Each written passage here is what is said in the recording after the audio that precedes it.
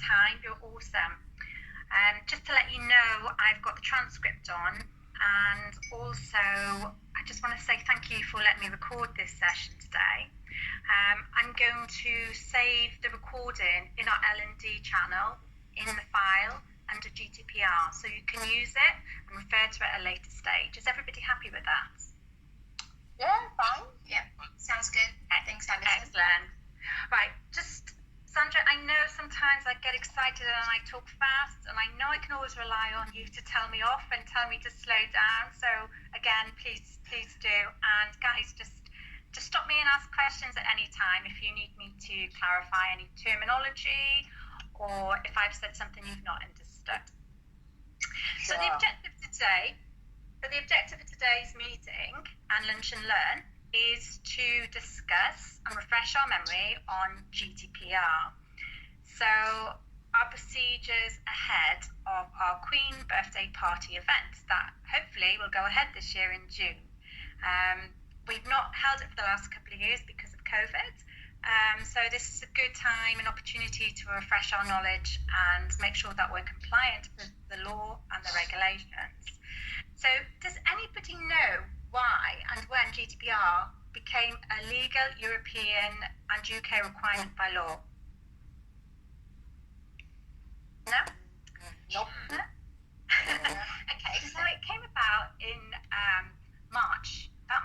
May time 2018, and the reason it came about is because of technological advances. The sharing of personal information just became so much quicker, and accessibility to personal information as well with the World Wide Web. So you could shop online and there would be little boxes that come up and say that you would be happy to share your information with a third tender or third party. So basically you were having no control of your personal information whatsoever. So they made it a European law. And at that time, the UK was part of Europe. Not much has changed since Brexit. We still conform with the European law, and anybody that does business with, basically, we have to conform to it. So it's probably not something that you're really familiar with living in Brunei. Sabrina, you've moved around quite a lot, haven't you? Is it something that you previously experienced having to comply with? No, I have to say I'm not. Actually, it's the first time I've really kind of looked at this at a more professional level. Okay, so I shared with you before today's Lunch and Learn a video about the Queen's birthday party that was created by the FCDO, and it talked about the information that he could gather, where he could store it, etc. What did you think about it? Was it helpful? Was it relevant? Paddy, what did you think of it? Oh, okay. Yeah, it was very helpful to me. Thanks for sharing that, Alison. Sandra, did you think that the pictures and the transcript that went with it was useful? Do you think that would be something your resident staff could use? Yes, that would be useful, especially when the presenter speak a bit fast, because because English is our second language. So not be able to listen or hear properly, having it written somewhere, you can kind of, oh, that was what it meant, or that what she was saying, it gives us time to kind of understand the session better. Yeah. So, Hadi, you've done a few Queen birthday parties, but unfortunately I haven't. Thanks for COVID. Sabrina and I, this is our first one. Sandra, you're kind of our oracle. How many have you done now? Well, I've done so many. I cannot remember how many, but I've been with HighCom for 17 years. So the first 2 years I haven't done it because I'm just supporting. But I think I've done about 15. 1.5. I think Heidi is about the same, I think. Or a bit more. Okay. I'm just going to share a quick poll with you now. It's anonymous, so I can't see what ones you have voted for. But coming up now. Can you see that? So it's not a witch hunt. I'm just asking whether you are in date for your GDPR training. So I think it's been really difficult for us all to keep on top of our mandatory training during lockdown. So we've all been working from home since July. Priorities have been elsewhere. There are a few questions that have changed on it recently just because of exiting Brexit, but there's nothing else that really would catch you out or that has fundamentally changed. So are you all able to see that and vote? Mm-hmm. We good? Yes. Okay, we're not bad. Excellent. Thanks for sharing that information with me. I think what the most important factor is that we are actually compliant in the fact that we know what we're doing. We don't need a piece of paper to tell us that we're legally compliant. So that's the whole point of today. And really, as the FCDO, it's really important that we keep information. I mean, what would the implications be if we shared information without consent of suppliers, for instance, Hadi? What would be the implications for us as an organisation? So that's the legal implication. We could get sued and taken to court. I mean, I work closely with suppliers. I mean, almost every day, and I tend to be very, very careful when I let out information. I would also consider, and be wary not to send our information to new suppliers. Exactly. Yeah, that's brilliant. That's exactly what we need to do. And we need to make sure that all our new staff conform with that as well, because we've got quite a new team. You've got Andy as part of your team, Hadi, who's not done this before, so he probably needs to be taken under his wing a bit. Recently, there's been we hear about it all the time in the UK, in the papers, where MPs have left laptops on trains, even Vodafone, where they've been hacked and personal information has been leaked. That information is passed on really, really quickly.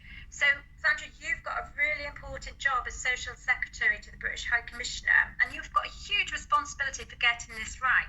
So how do you ensure the procedure for sharing of information with invitations and the guest list? How do you protect them? Where do you store them? Are you the only person responsible for this information?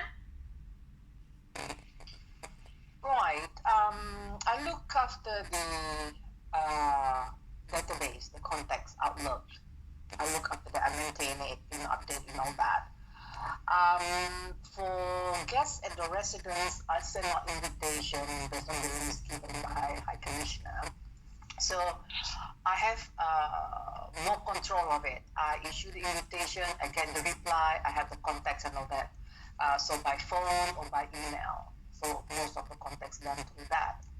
I rarely use the reply slip now when you fax things out to the guests. I don't use that anymore, unless on their side they will reply by, usually from the ministry, when we send out an invitation by a letter, they will reply with a letter written by whoever we have invited to, with the complete detail of the event, and then kind of a cover letter and the letter itself.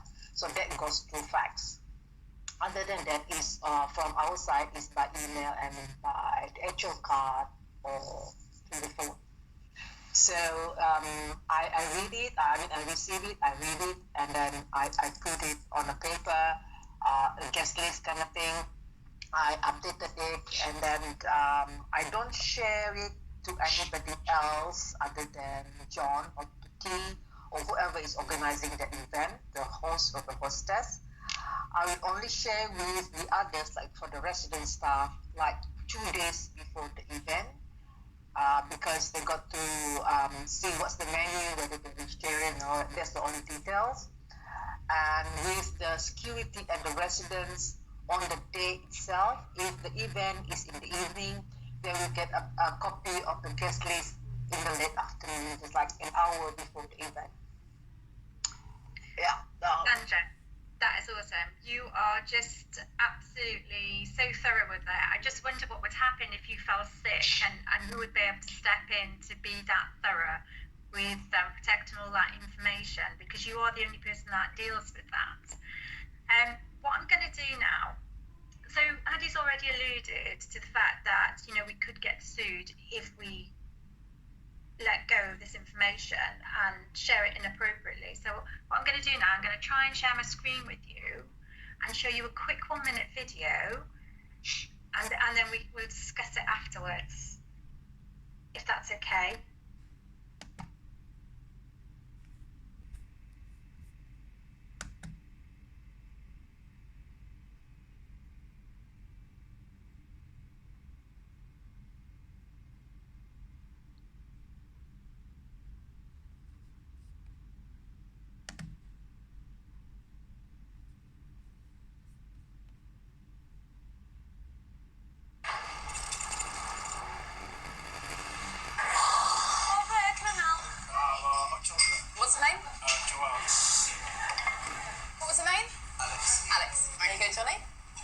If you like our Facebook page, we give you a free hot drink and a free pastry. We have a new light for Damien. We have a new light for Damien. Hey, Carly.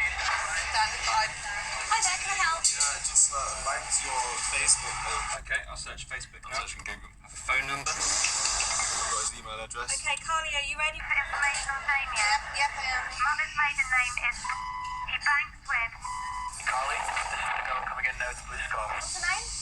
Nicholas. Nicholas. His date of birth, 7th of May. She lives at 38A. Just me a couple of seconds. 2 children, 8, all of the previous address. She's got the postcode. Yeah, got it. Damien, age 26, and a fitness instructor. Brody, who goes to UCL. Martin, who went to South Thames College. Assistant psychologist at Great Ormond Street.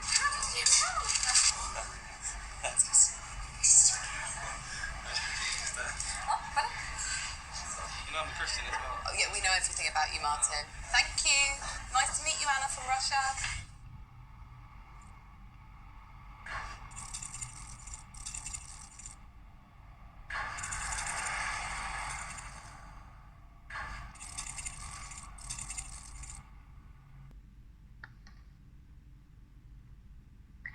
Okay, guys, are you back with me? Yep, we're here. Okay, we're waiting. Yep. Okay, so that video is quite scary, how quickly the information can get spread. And I hope that it kind of puts it into context that if you just leak it to one person, it then gets moved very, very rapidly. So what I'm going to do, I am now going to share on Teams a compliancy checklist with you, so you can go through and make sure that all your documentation is shared and stored safely. And I'll do that in Teams, in the L&D folder, in GDPR, okay? And I'll send you the link by email just so that you can find it easily as well. Right, before we go, can I just ask you to give me 2 words to say what GDPR means to you? Sandra. Yeah, okay. Previously, before the Just can anybody give me 2 words quickly? Sharing information. Excellent, great. Guys, I'm sorry about the technical issues. I just want to say a huge thank you for today. I'm going to send you the information by email with all the links, okay? So any questions, just ping me an email and I'll do my best to answer, okay? Thank you. Okay, sure. Thank you. Bye. Welcome. Thank you.